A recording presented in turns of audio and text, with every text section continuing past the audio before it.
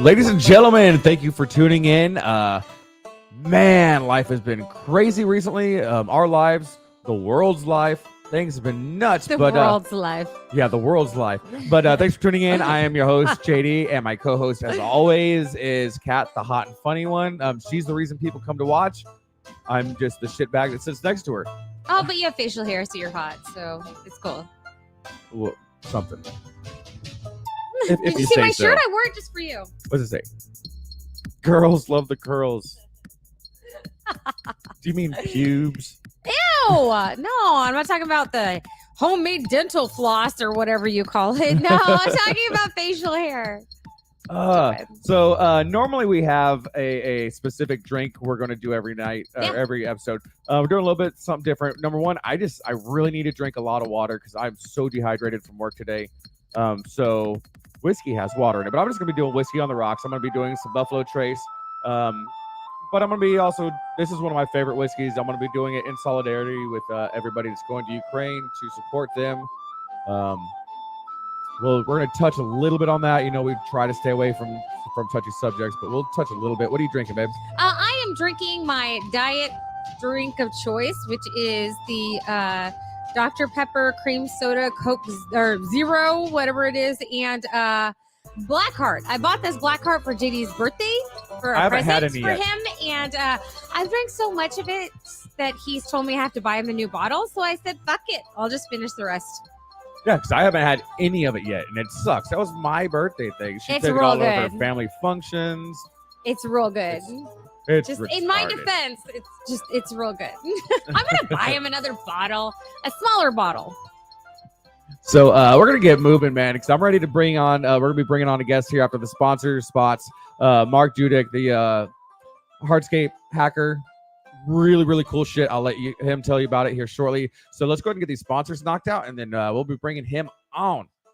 Our first sponsor, as always, is 5x5 Brewing Company. They're battle-born, Texas-made veteran brewing company based in Mission, Texas, co-founded by Army vet George Rice.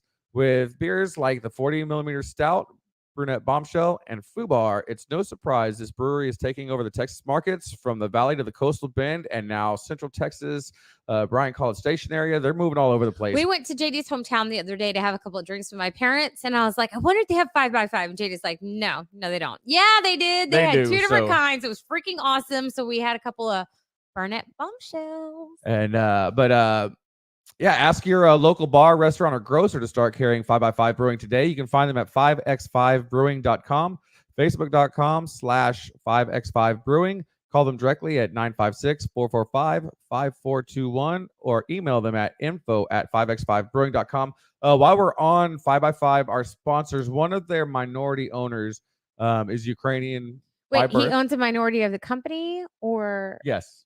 Okay, good. Not that he's a minority. Because I was about to say that's terrible. He's a minority you should owner. not say that. But got it. Minority owner of the company. Yes, minority owner of the company. He's Ukrainian by birth. He served in the army. Served with George Rice. He is actually preparing to go to Ukraine to fight for them. He's volunteering. So 5x5 Brewing is doing a big campaign. With the St. Javelin Protector of Ukraine, Go Fuck Yourself campaign t-shirts. Okay, I kind of want one. So the Javelin, for those of you who don't know, is a laser-guided, shoulder-fired missile that you can shoot shit down with. Oh, shit. They're fucking rad. I want one. It's like $40K per round. What the fuck? Yeah, these things are... But basically, it's got a nice cartoon of a patron saint holding a Javelin shoulder-fired rocket.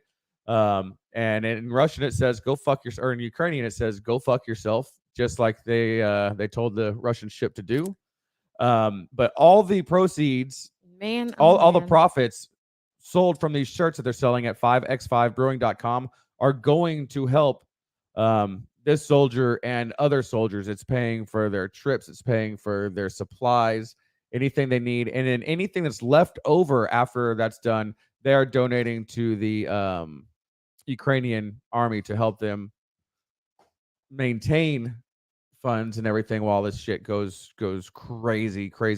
So awesome. That I'm so proud to be sponsored with people that are doing shit like this. I'm so proud that I've been drinking their beer long before they sponsored We were us, supporting so, them before it was cool. Yeah. So yeah, Yeah.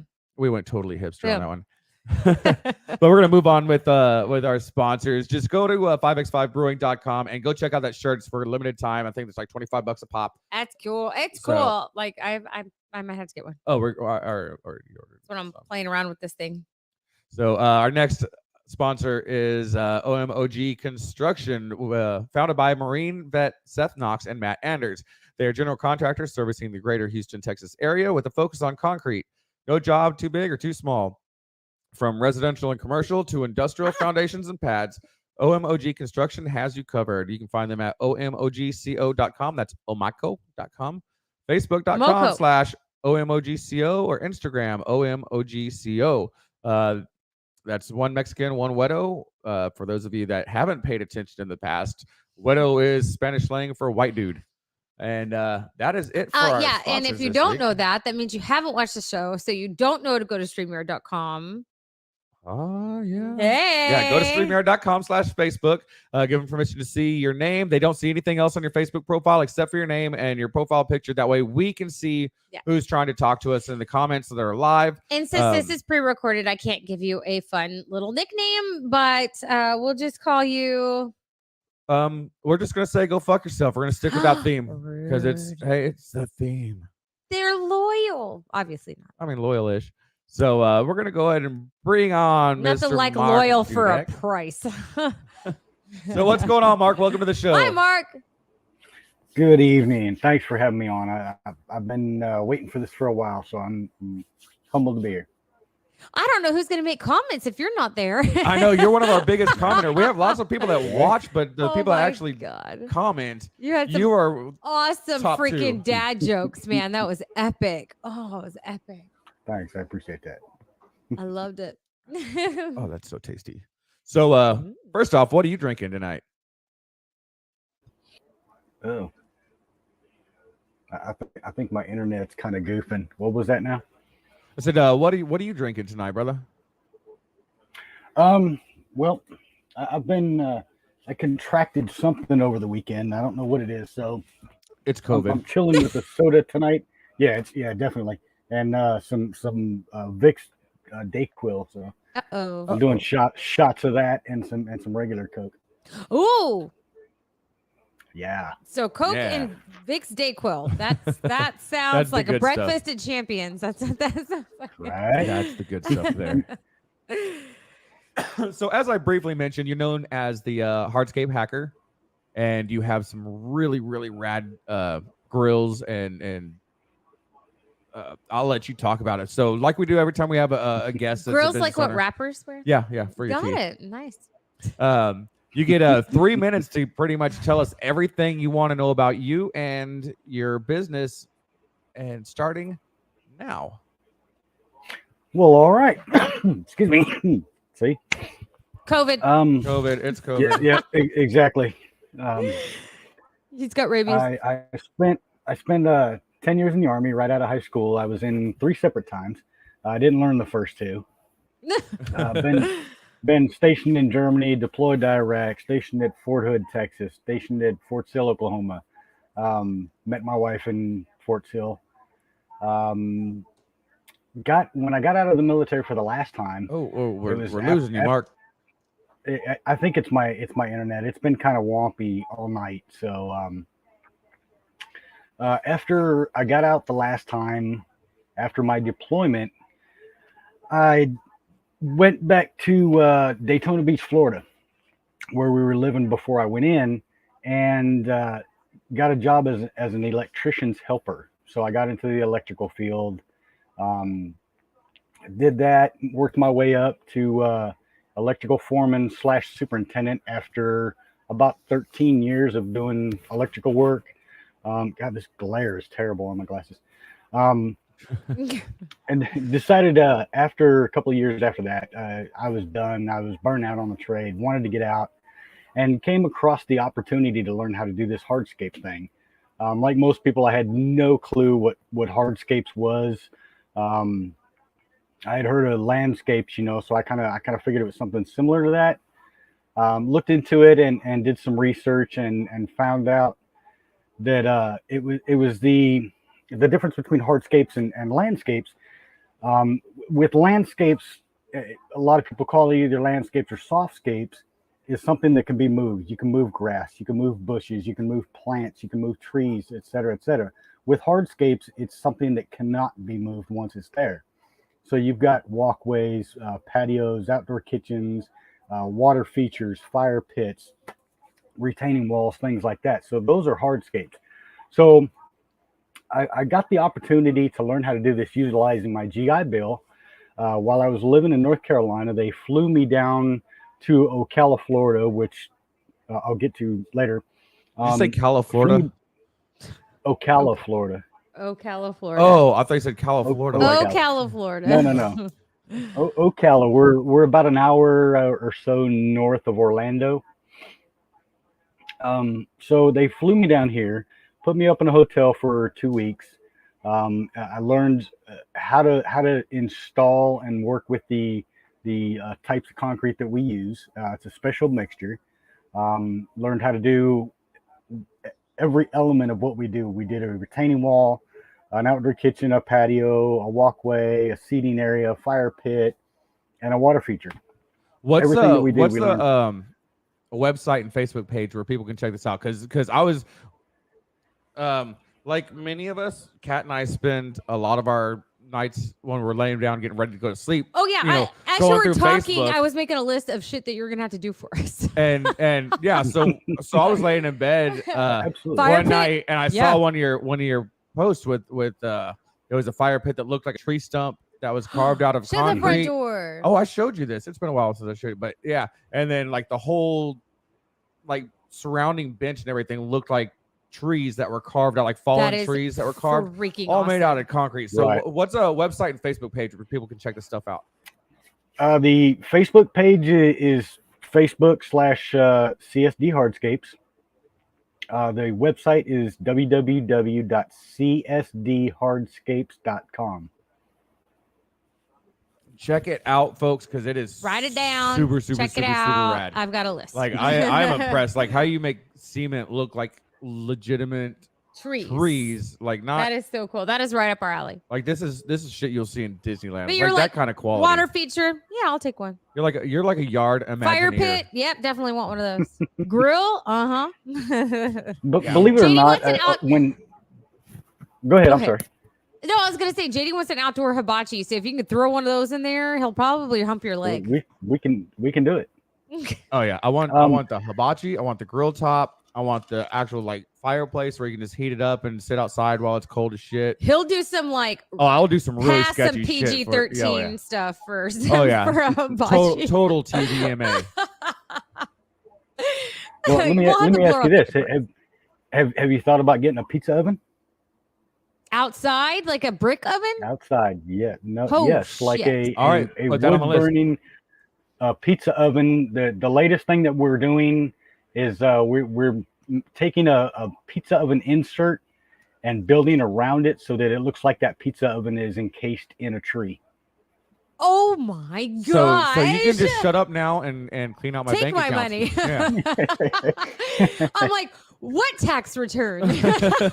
Right? We didn't even get anything. Yeah, we didn't get shit this year. Mark's rich. On a side note. Yeah. Mark made a lot of money off of us. So, I want to focus on, and this is just something that I've kind of been dealing with amongst myself, and I've you said amongst, yes. Those 2 sips of whiskey have got me tanked already. No, it's been something that I've been thinking to myself about, and just trying to deal with certain insecurities that I have, and also understanding them and identifying them, and sometimes when you do all that stuff, you can actually move on. And so I really want to focus on that, see what yours are. If you're watching, I definitely want you to chime in. Before we get into that, I need to make a comment. I don't know how the weather has been where all of y'all live. We live in South Texas. It has been volatile. And I was trying to make a point at work that the weather has been so effing crazy that Punxsutawney Phil fucking killed himself so that he didn't have to commit on whether winter was over or not. Like, I'm just saying, he just happened to die right before the announcement. Okay, sure. Take the easy way out, Punxsutawney Phil, you bastard. Okay, sorry. You can go down the insecurity. So, and what's crazy? The first thing that I, it's not really an insecurity, but I have FOMO, and I never realized it. And if you don't know what FOMO is, it's fear of missing out. Right, and I realized it at work because regardless what task I was doing, I see what other people are doing. I'm like, man, I wish I was doing that. Shut up. But in reality, regardless of what task you're doing, they all suck. Like every task out there sucks. I mean, it's fucking work. but it's like, man, I'd much rather be welding and torching than, doing whatever this is. And then I'm welding and torching. I'm looking at somebody else. I'm like, man, I wish I was doing that. Really? Yeah. Really? It doesn't matter what they're doing, even if you know it sucks. You're like, except for the baghouse. Or do you just want to be over there hanging out with them and doing what they're doing? I necessarily don't want to do what they're doing. I want to be hanging out with them. That might be a little bit of it. Yeah, that's right. What do you have FOMO for? Who, me? Yeah. What do I have FOMO for, or what are my insecurities? No, FOMO. We'll talk. And then Mark, what do you have FOMO for as well? Fear of missing out? Like, I don't know. I guess when I see a bunch of like coworkers at the nurse's station talking, like a lot of times I wind up meandering over there for one reason or another just to see what's up. Like, because usually it's an awesome story. Usually we have an admission. You're like, she's got how many STDs, or like, like something crazy like that. You always get some really awesome stories when you hang in a nurse's station for too long. So yeah, real fun stuff. So it's more so I want to hear the stories. I want to hear what's going on. I'm super nosy, I guess. So that's what I want to know. I don't want to miss out on what's happening. Not necessarily that I have to be like a part of the group. I just want to know what's going on. If someone is in that group and walks by, I'm like, hey bitch, get over here, tell me what's going on. Apparently the neighbor's dog has FOMO too, and they're wanting to get on the podcast. They're barking. Yeah. I don't know if anyone else can hear it. I can hear it. Yeah, oh yeah, I can hear it. Well, yeah, you can hear it. You're here. I mean, I can hear it in my headphones. Which means it's going through the mic. Hey, anyone, comment in the section if you can hear the dog bark. Tell us what kind of dog you think it is. So what do you have FOMO about, Mark? Well, first off, Kat, if you want to hear some good stories, you need to go hang out at a construction site. You know what? Yeah. I always told JD, because he talks about veterans being filthy. I bet construction workers and emergency room people are all tied for first place. Actually, construction workers have nothing on veterans unless the construction workers are the veterans. I doubt it. I bet you'd be surprised. You want some good stories? Hang out at a construction site. I did. I used to frame houses for a living. So yeah, I've been out there. We get some good ones. Yeah, absolutely. FOMO. Let me see. What do you not want to miss out on?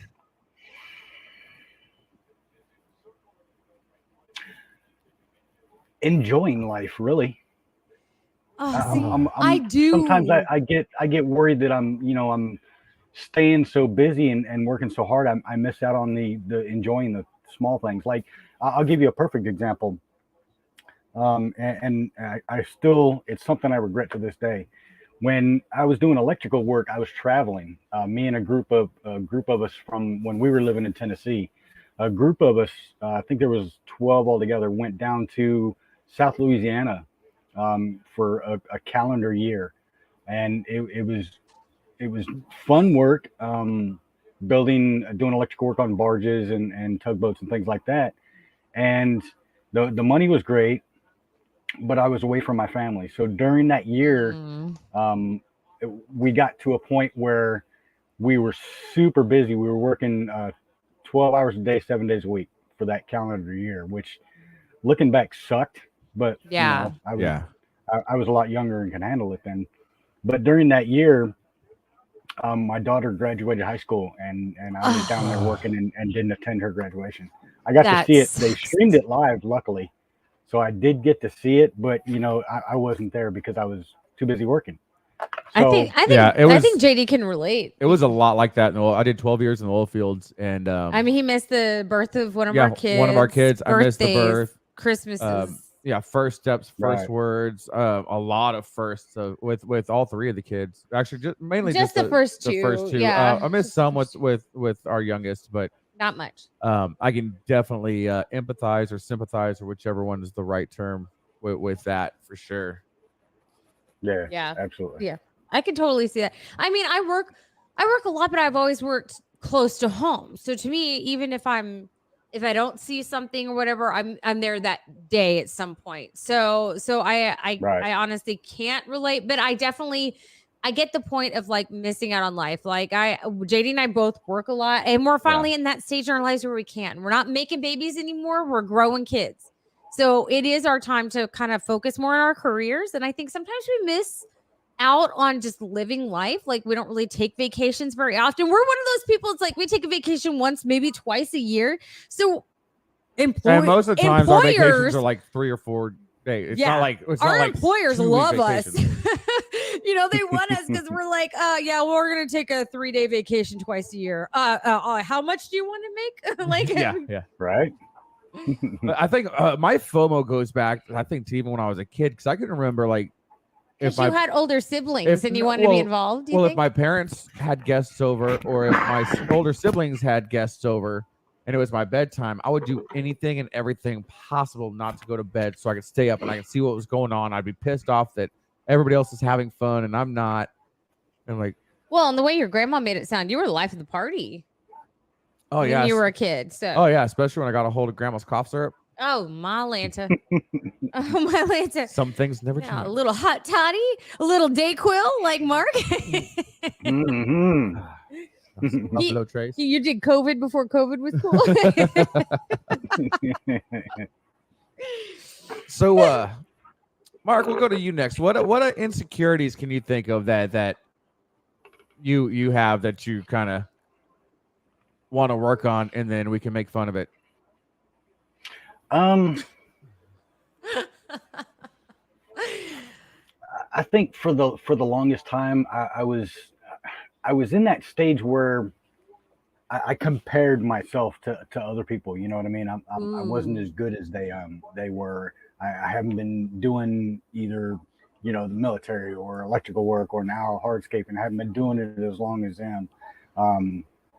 And I think there was a point in time where, and I listened to a lot of people, and I finally, I'm stubborn. It takes me forever to learn things, but it finally sunk in that I don't need to compare myself to everybody else, because I'm not everybody else.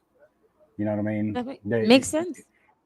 When I see somebody that's more successful than I am, before it would bother me, because I'm like, well, I want to get there so bad, and I would think of every way I could to get there quicker. And every time it backfired and put me further behind. Further from your goal, right? Yeah. Right, exactly. Yeah. So trying to do those shortcuts. Focusing on their goal and you lose out on yours. Yeah, I get that. Exactly right. So yeah, that was one of my big ones for the longest time.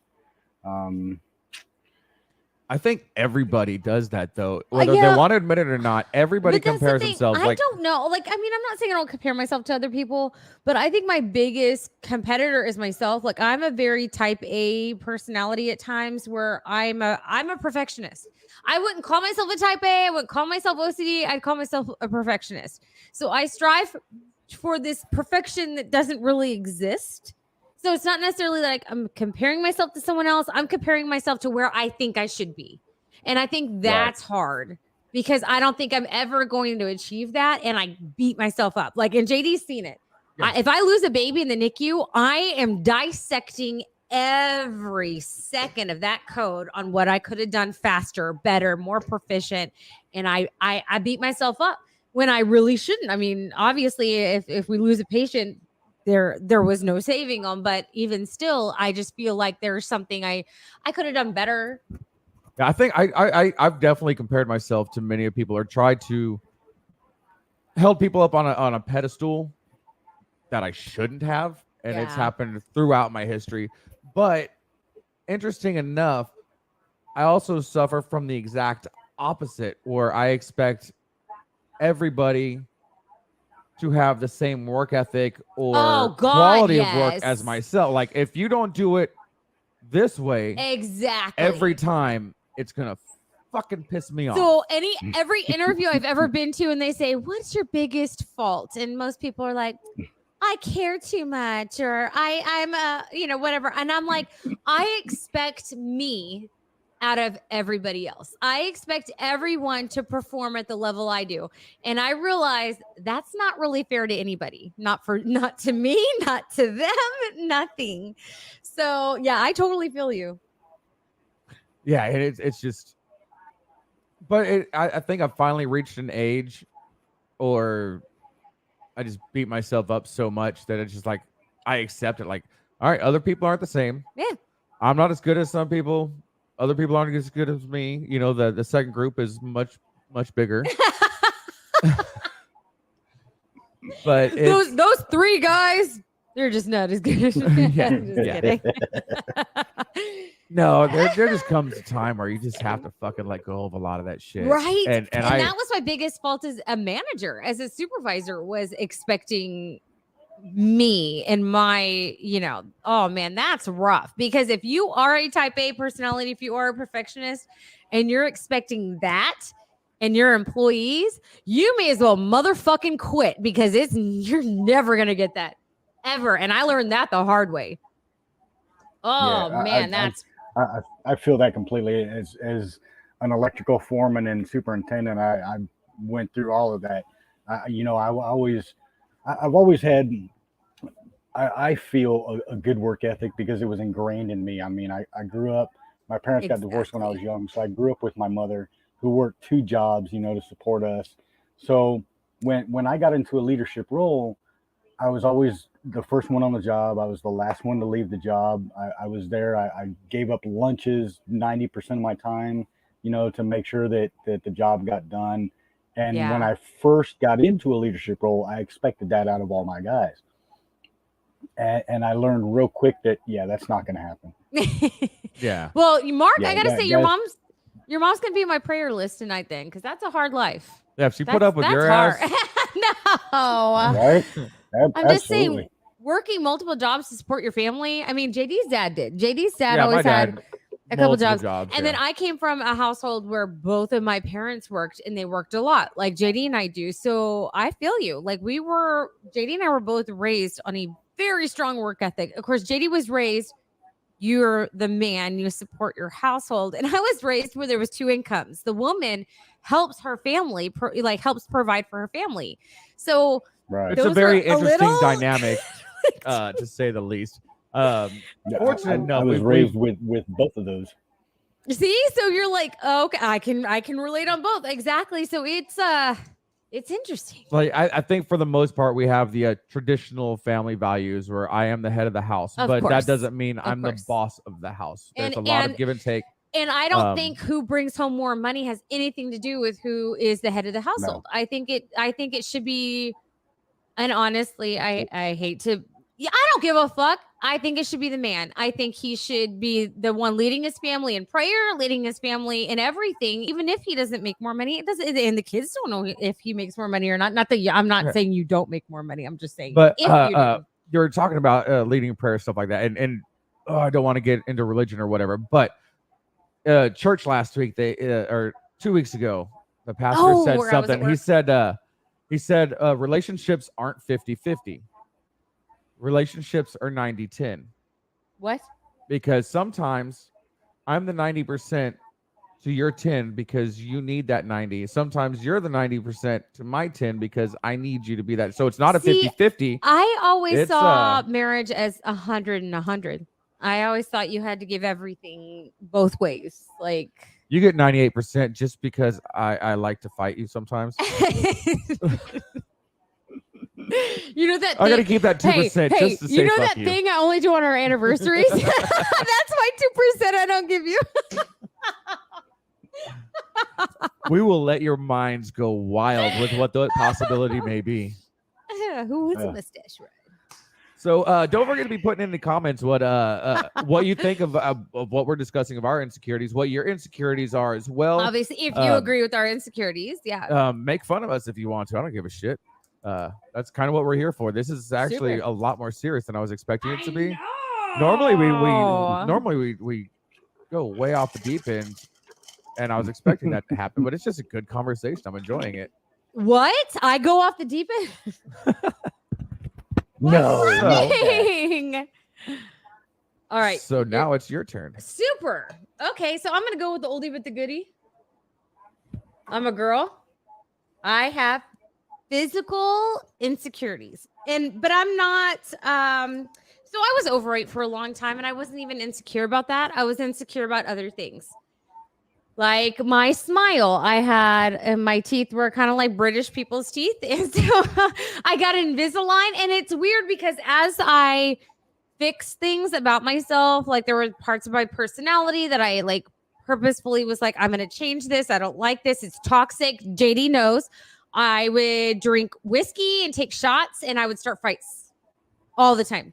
So I decided I'm not going to do that anymore. My marriage, my happy relationships aren't worth me taking shots. So I stopped taking shots. So there's things that I've changed, but then the insecurity moved on to something else.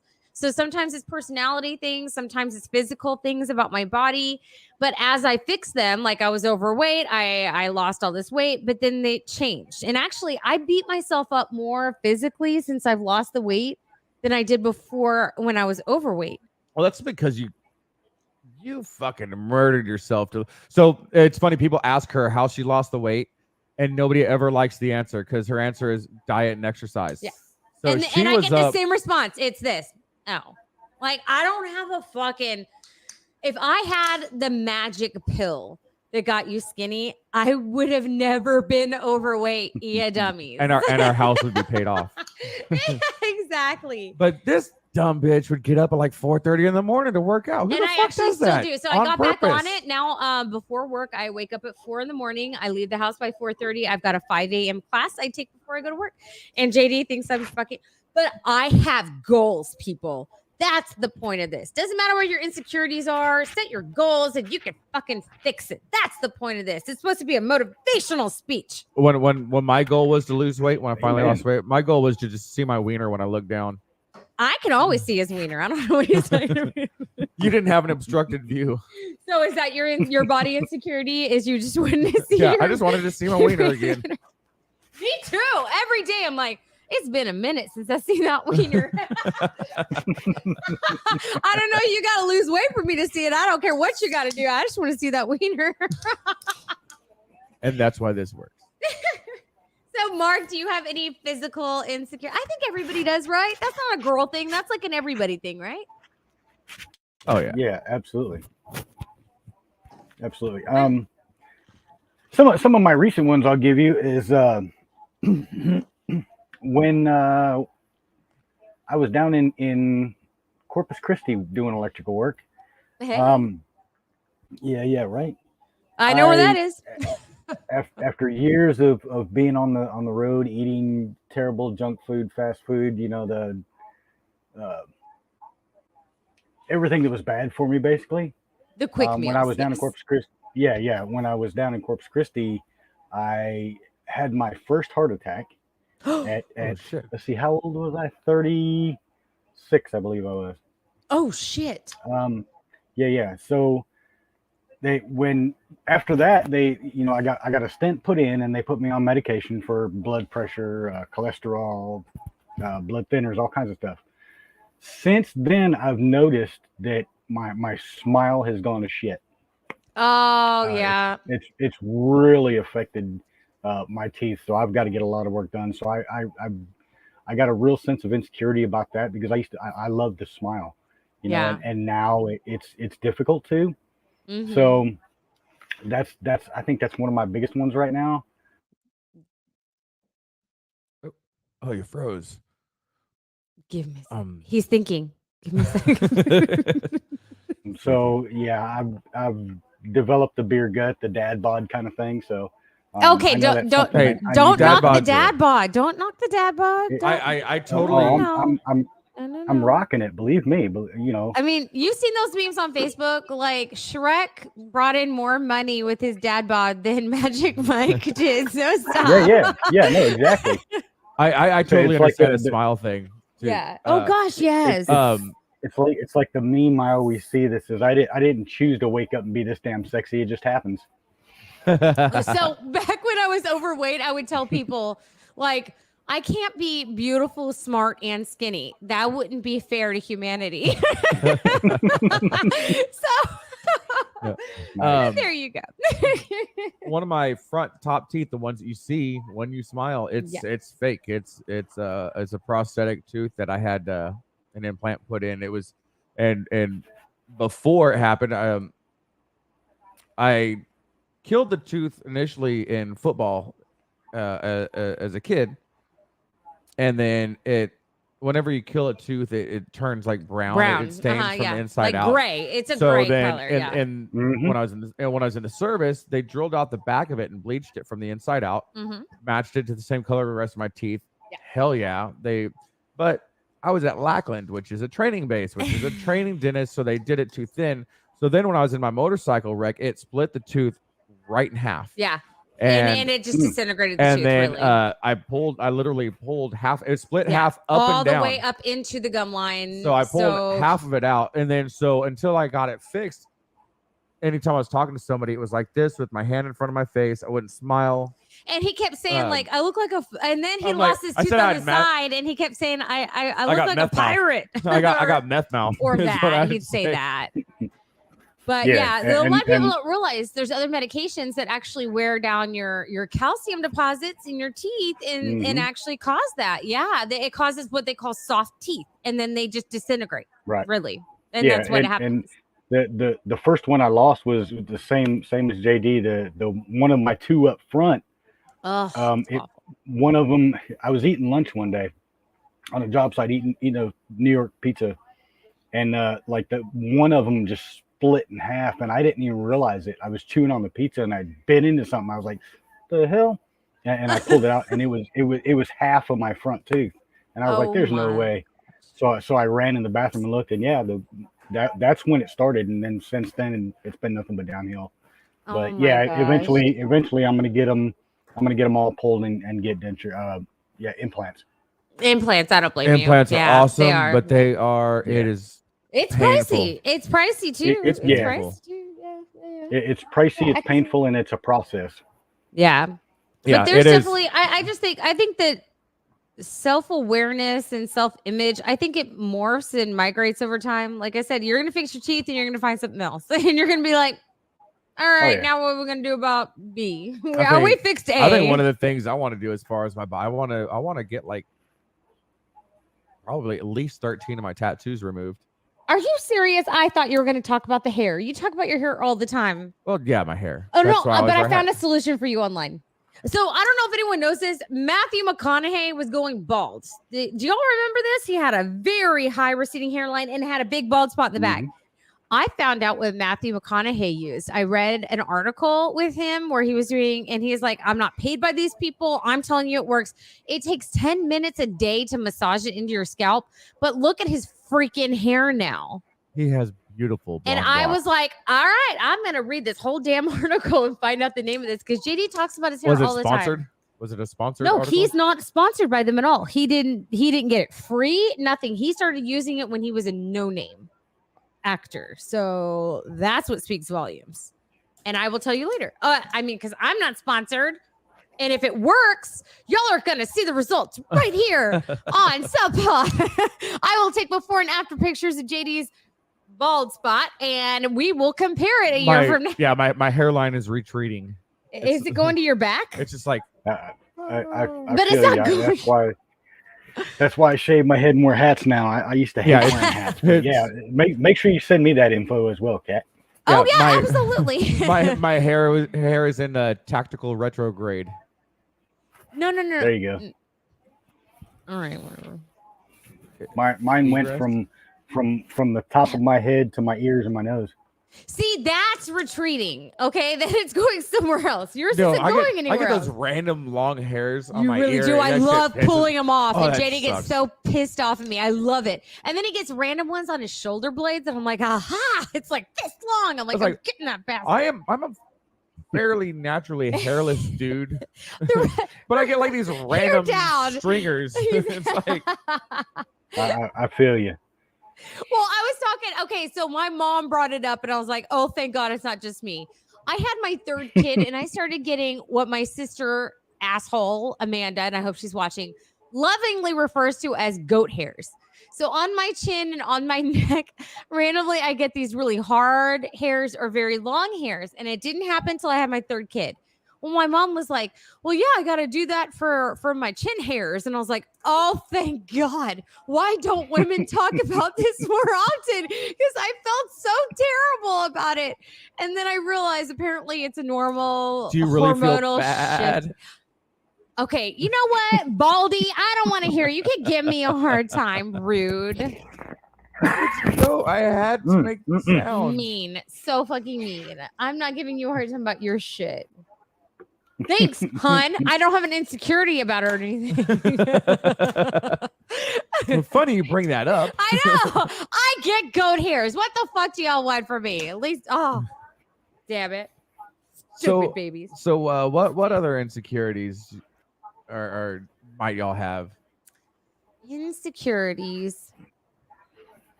Oh, I got one that's weird, and I don't know if anyone else has this. Because I'm trying to watch what I eat, because I'm trying to maintain a body type now, unfortunately. If I have a meal with someone, whether it's a friend, family member, JD, if I eat more than them, I feel guilty. I like beat myself up over it. It's weird, and it's probably just me. And it probably goes into my body dysmorphia, like, because I always tell JD, like, I actually think I'm bigger than I am. I see myself bigger than I am. Like, I still think I'm in the double digits and stuff. But so anytime I do eat more than someone else, I feel like I pigged out and I'm disgusting and I'm going to just put all the weight back on. Like, I feel like I'm going to wake up and I'm going to be 230 pounds again. Yeah, I mean that makes sense. I mean, Does it? Yeah. That's not. Yeah. Oh God, I thought that was real fucked up. Nah. I mean, you are pretty fucked up, but that makes sense. You're fucked up in other ways. We'll discuss those on another episode. I am. Go on.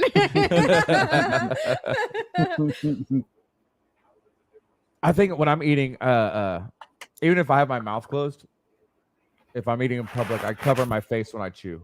Really? Yeah. You think you're gonna like fly? Something's gonna fly out? Like, why do you do that?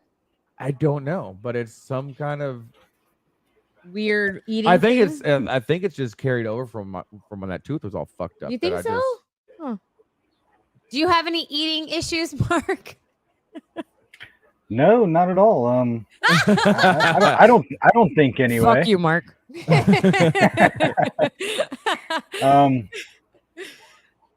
No, not really. No eating No, things. Okay, nothing, good.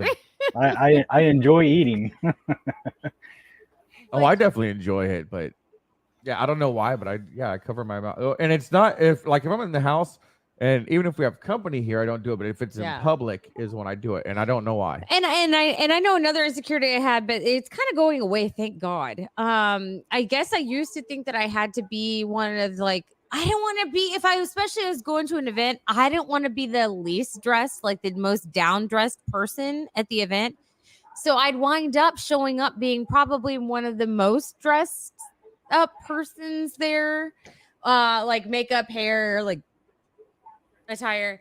But as I've gotten older, like especially, I mean, seriously, in the past couple of years, I'm like, you know what? I really just want to be comfortable.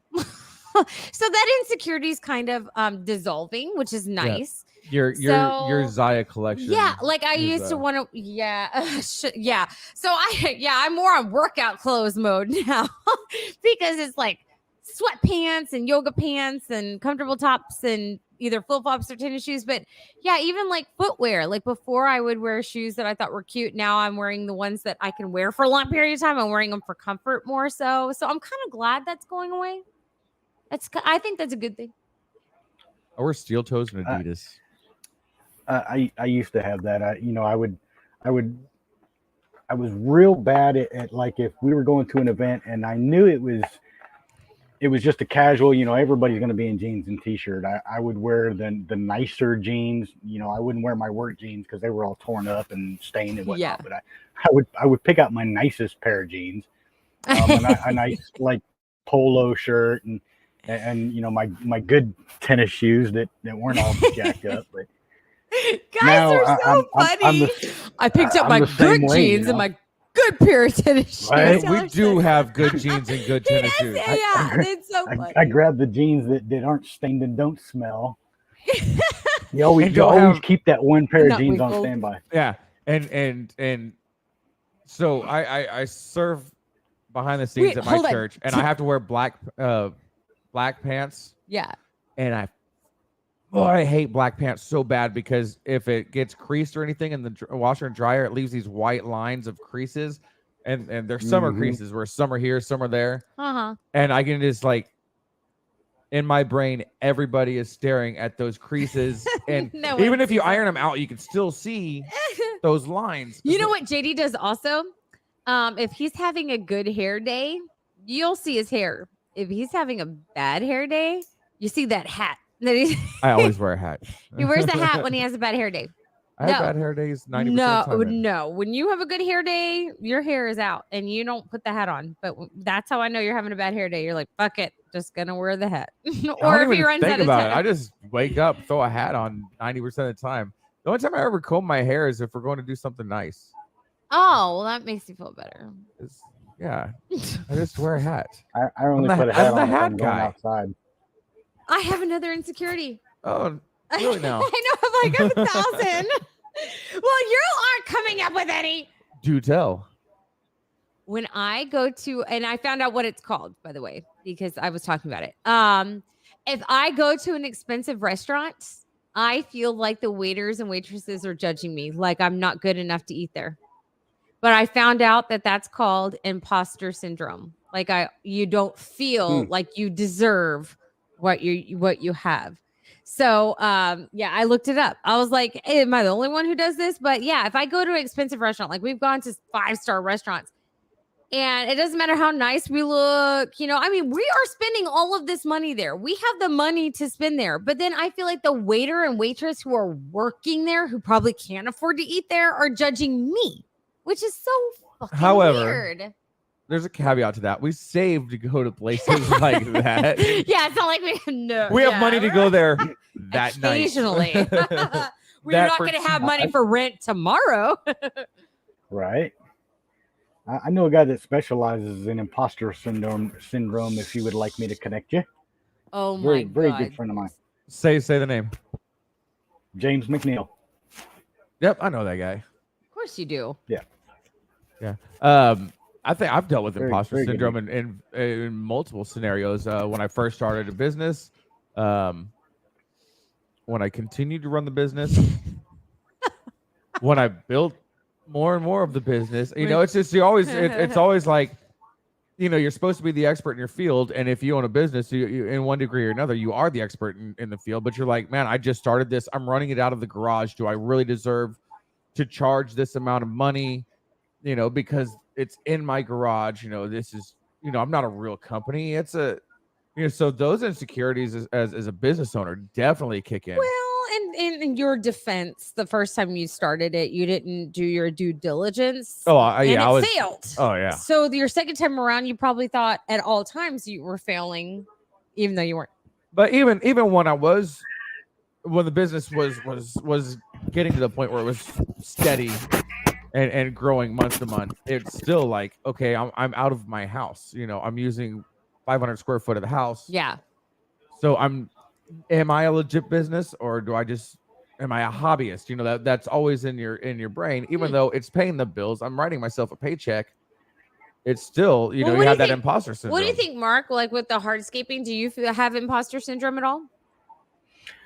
I did when I first started, I think, because it was all completely new to me. I mean, I went from being a full-time electrical superintendent to doing hardscaping, and luckily, when I first started, I still had that electrical background to fall back on, so I was still doing that full time while trying to get the business going.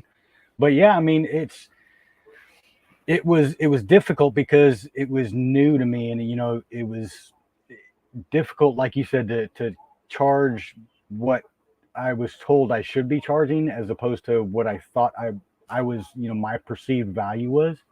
So when as time went on, I got I got better and I got a little more confidence, and now I completely wholeheartedly agree with that. I'm worth what I'm charging. Good for you. Yeah. You are worth every penny. I think it is crazy how just one day it just finally clicks. Like, yep, like this is it, and you're gonna pay it, and you don't let the people try to talk you into discounts like you did before. Lowballing. They lowball you. Yeah. They go like they're going to a yard sale. Yeah. Yeah, exactly. And in construction, it happens all the time. You know, I started getting into pre-qualifying people by talking to them before I actually went out to do an estimate, because a lot of the times you get the tire kickers. You like, I'll give you a prime example. This guy that messaged me based on something I had posted on Facebook in a local group about outdoor kitchen or outdoor fireplaces. I was really pushing the outdoor fireplaces at that time, and you know, he messaged me and, oh yeah, you know, I really want to get one. Can you come out and take a look? And I was like, yeah, I'll come take a look. What you got? And we talked for a little bit, and then I went out there and I saw that he had built this massive fire pit out of like the Home Depot like smaller retaining wall blocks, you know, and he did his own concrete patios, just a big square pad, and things like. I saw he was, as soon as we pulled up, I saw there was a lot of things. It was kind of DIY stuff. Yeah. And as soon as we got there, you know, I told my wife, I said, this ain't gonna work. Yeah. So we get out there, and I start talking to the guy, and you know, explaining to him, you know, we can do an outdoor fireplace and have it done in, you know, 2 days. And he's like, oh, that's awesome. And we got to talking, and he was like, well, how much does something like that run? And I said, well, we usually start them at about 18K. And he's like, he got this, you know, his jaw hit the floor, and he's like, well, if I'd have known it started at that much, I wouldn't have had you waste your time coming out. He said, and then he said the classic line, well, I saw a kit online that you can put together for like $3,800, and I thought that was expensive. And I was like, all right, dude, well, good talking to you. Have a good day. So yeah. I learned to do that pre-qualifying people before I even go out there. So yeah. Now, I felt personally attacked when you said DIY. There's a lot of DIY in this household. We've done a lot. We've had to do a lot. Look, our house flooded. We didn't even own it a year, and our house flooded.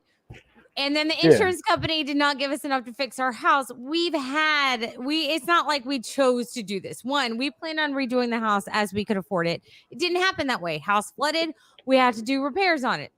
Period. The end. Otherwise, we're living in a torn out house or a construction zone. Yeah. So we had to do it on a budget. We had to do it ourselves. We're still working on it. This was a year and a half ago. We're still working on it. And we just do it as we can afford it. I don't think there's any shame in that. But no, absolutely not. And I didn't mean to make you guys no. Of course not, JD. No, there's certain things I know everything that I do, I try to DIY as much as possible.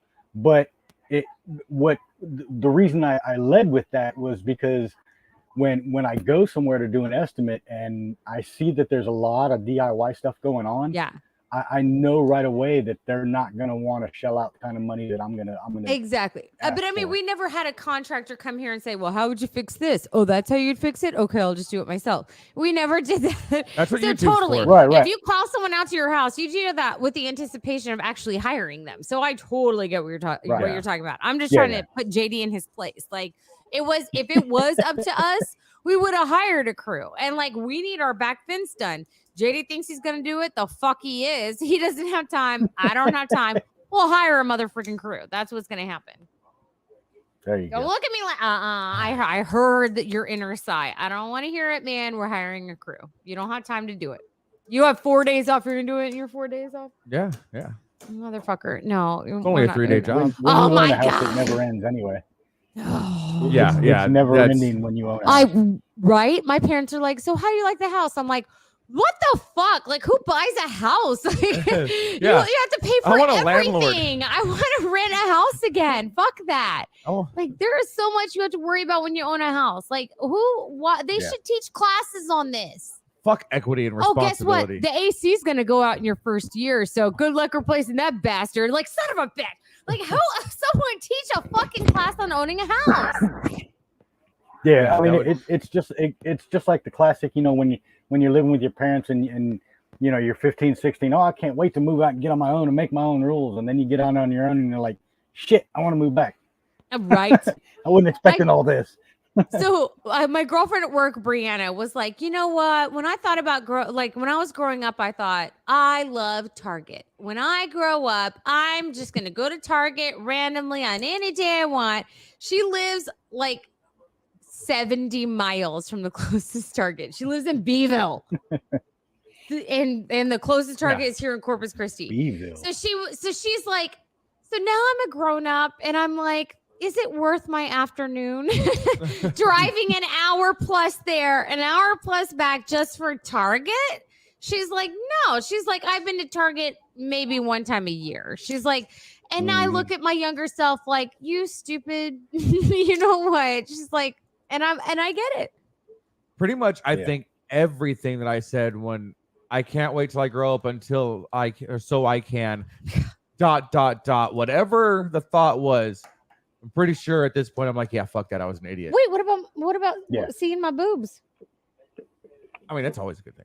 So totally worth being grown up then, huh? Yeah, but I didn't. When I was in high school, I didn't say, man, I can't wait to grow up so I can see cats' boobs. You were thinking it. You just didn't know what my name was. I didn't even know who you were because I was a child at that time, and it would have been seriously inappropriate. You probably should have gone to jail for that, you filthy man.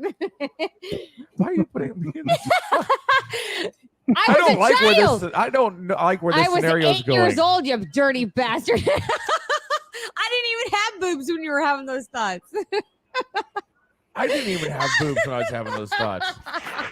Wait, no, I never had those thoughts. God, now you got me all fucking twisted. Next subject.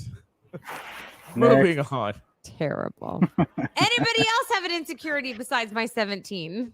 And as a reminder, this episode is pre-recorded because our schedules don't allow us to go live this week. So we will try and go back and comment. We have real jobs until y'all pay us to stay at home. Yeah, until somebody sponsors us to go full-time. Speaking of which, if you're watching this on YouTube, Spotify, anything, how about you subscribe? Yeah. Because we want to sell out. Molest that share button. Yeah. Consensually molest that share button. Molest the share button. Consensually molest the share button and subscribe. We give you consent to molest it. And then we want you to give consent to the like button or the like button to give consent to you for molesting it. However it works out, just like and share the shit. But make sure it's consensual. Smash it. Smash. Gently finger blast that that like button. Wow. Act like it's your senior prom date and you finger blast that like and subscribe button. you toss that subscribe button salad. Yeah. Terrible. Terrible. This is just This is what y'all tune in for. You show that like button who Anel is. That's what you do. Who's Anel? Exactly. Oh my goodness. Mm-hmm. We've gone off the rails. We have officially gone off the rails. We're gonna have to call it. We're gonna have to call it. That's what happens when we go off the rails. So we are officially gonna have to call it, man. Mark, I definitely appreciate you coming on, especially opening up. It's something different. We don't do that too much on the show. Usually, it's just a bunch of dick and fart jokes. So again, give us all the websites and links to Hardscape Hackers. Actually, go ahead. If you're gonna watch the show tomorrow, go ahead and put it in the comments so people can just click on it. I will. I'll put them all in the comments. Because we know you're going to be commenting, buddy. You're our number one fan. Or our only fan. Either way. He's our only fan? Wow. Nope. So again, thank you everybody for tuning in. Make sure you tune in every Wednesday at 8 p.m. Central Standard Time. Make sure that you go to YouTube. You can find us on any of your favorite podcasting platforms. Make sure you share, subscribe, blah, blah, blah, blah, blah. Finger blast all of those buttons. Yeah, you deep throat that share button. And Jesus Christ, we can't do anything right. Dock that stuff. Oh, you went into talking. Y'all are a bad thank you influence for on all me. of our sponsors, especially 5x5 Brewing. Make sure you go to 5x5brewing.com and check out the St. Javelin shirts they have for the limited time. With that, we're going to go ahead and get out of here. Y'all have a great night, and we'll see y'all later. Bye, everybody. Okay, if I can push the button. I always